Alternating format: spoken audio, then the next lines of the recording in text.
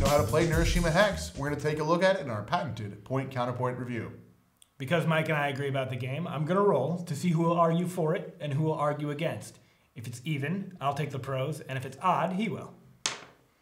It's odd. So I will tell you how much I enjoy Neuroshima Hex. And I will, once again, tell you why I don't like games. Back to form. So, I knew it couldn't last for a long time.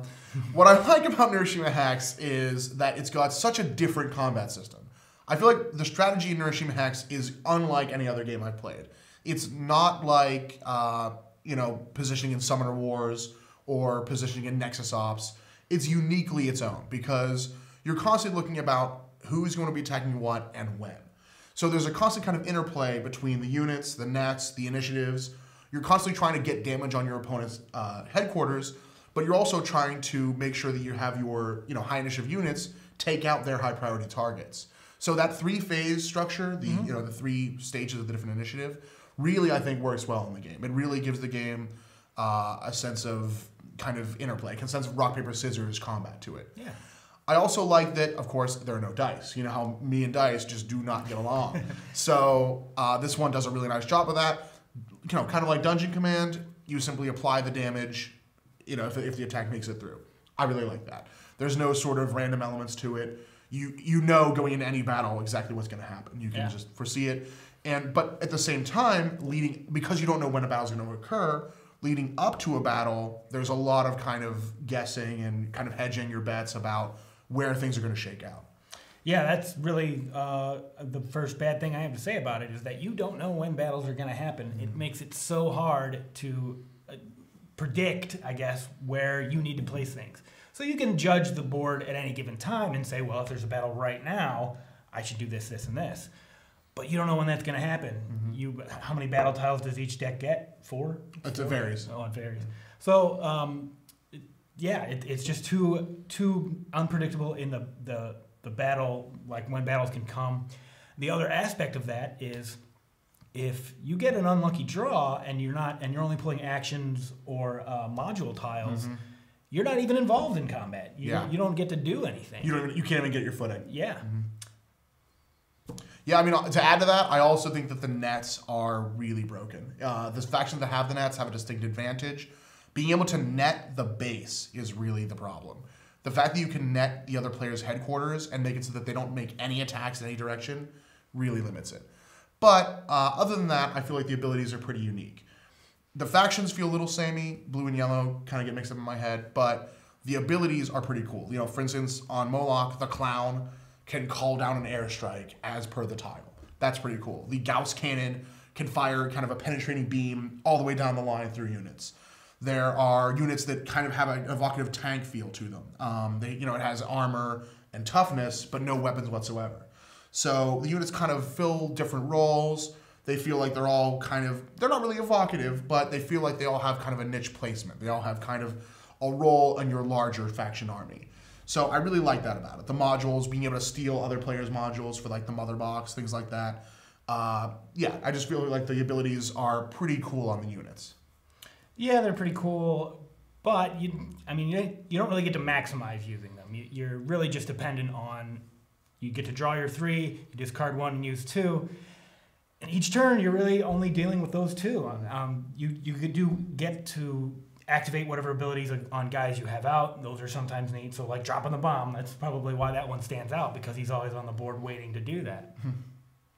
It's just the limiting factor of the opening hand, or the hand of each turn that you get. It's just so limiting for your options in the game. Yeah, I'll give you that. It's something I'd really like to explore house ruling at some point in the near future. But even though there is that natural limitation, the game is quite expansive in how many play modes it really well supports. So you can play it as a 3 or 4 player free-for-all. You can play it as a 2-on-2 team match, as I almost always do. You can play it one-on-one. It works pretty well. The board isn't overwhelmingly large or small for any number. The board has expandability to it. So even though most matches, traditional matches, are played on just the green parts in the center, you also can expand it out with different variants. So for instance, this one comes with the Mad Bomber who runs around the board blowing stuff up. It comes with different mercenaries you can throw into your faction. You can play with different scenarios to try to become evocative of the Neuroshima RPG. So there's a lot of different stuff in the box that you can do with it. Even though there are some limits on how the core gameplay flows, you can explore a lot of different options, so this can meet the needs of a lot of different players. Yeah, that's true. It just feels like I've only ever played it free for all. I'll say that up front. I've never played the other modes, but it just feels like all the games I've played are so anticlimactic. You spend all this time worrying about positioning, where you're going to place your tiles, looking for the battle tiles when you need them. You come down to the end. First of all, half the time I'll get a battle tile right at the end. That's completely useless because I can't play it. And the other half of the time, it's just a matter of who has put the most damage on the opponent's headquarters each time. That's just so anticlimactic because you spend so much time worrying about defense and offense and positioning. You want to win by dominating. You want to win by wiping out opponents. And that can happen in a multiplayer game. It'll certainly happen at least once in a multiplayer game. But even then, even the win condition is always determined just by who has the most damage or the least damage. And that's just so blasé. Yeah, so I can understand that it's anticlimactic, but what do you think of it on the whole, Tom? Well, personally, I most of the points I said about the game are the problems I have with the game. You mentioned that the factions feel samey to you. I disagree. That's probably my favorite thing about them. And the one redeeming thing about the game that would make me want to house rule away all the problems I mentioned is the fact that I really think the factions feel different. And by getting rid of some of the problems with house rules, like we've talked about, LCG style opening hand, like start with 4 or 5 tiles or something, and you get to play 2 out of that. I think that would really help improve the game. But as it is, I just can't. It's so anticlimactic at the end. It's so dependent on the only 2 tiles that you get each turn. I got to give it a 4 out of 10. Now, you've also been playing the iPad version quite a bit. Yeah. What are your thoughts on that while we're at it? I think they need to work out the AI a little bit. It seems like it can predict the tiles that it hasn't seen yet. Like, no reason it should be able to, but it seems like it's able to do that. But so it's not holding tiles, but it knows what's going on. Right. I think that's probably on purpose, just to make it more of a challenge, because without that, there's not really too much programming you can do. Yeah. So it's just a quick and dirty way to balance it. Yeah. But I don't know. That specific aspect is sort of a turnoff for me. Like, why does the computer get an advantage? Do you think it transfers well otherwise? We talked about that in a previous chit chat. You really do need to be able to play it with other people to get the most advantage of it. Yeah, good to know. For this one, I haven't played the digital version. I've only played the actual cardboard one. I agree with all the criticisms we gave. I think the damning factor is the three chips per turn. I think we're exactly on the same page with that one.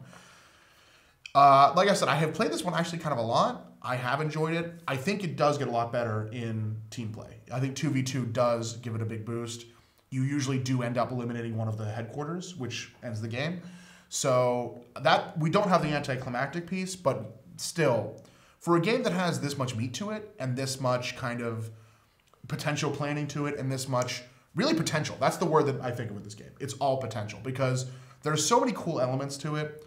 I love the combat interplay, like I said, but all of that is made into such a luck-based package because of the limited draws per turn. Yeah. Because you have to throw one out, you can end up with a situation where you draw 3 battle tiles on one turn. It's not likely, but it's very possible, and you're screwed. You're totally out of the game. Yep. So, yes, if in the future I'm considering house ruling this one, just trying it out with more of a traditional, have a hand of 5, draw 2 per turn, play 2 per turn, something simple, a little more streamlined like that, and see if it works out any better. As is, out of the box, 6 out of 10. There's enough cool stuff to keep me interested, but it annoys me how much luck manages to be in a diceless game. All right. Well, that is our review of Neuroshima Hex. Get ready for the breakdown.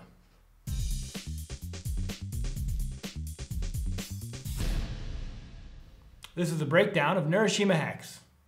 You can play in about 60 to 90 minutes, so we give it 60 short and 40 long. Individual turns are very short, but you don't have anything to do on your opponent's turn, and even though you only have 2 tiles to consider, analysis paralysis can and does set in. So we give it 65 fast and 35 slow. We give it 65 luck and 35 skill. The skill involved is where you place your tiles, but there's so much luck in getting those tiles in a usable order.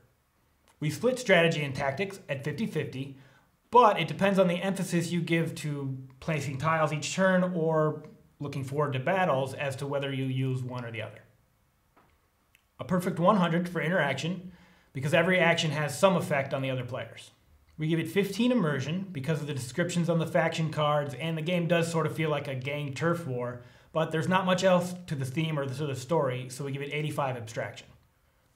We give it 70 simplicity. The rules aren't that difficult, but there is a lot to remember, especially with how combat resolves, so we give it 30 complexity.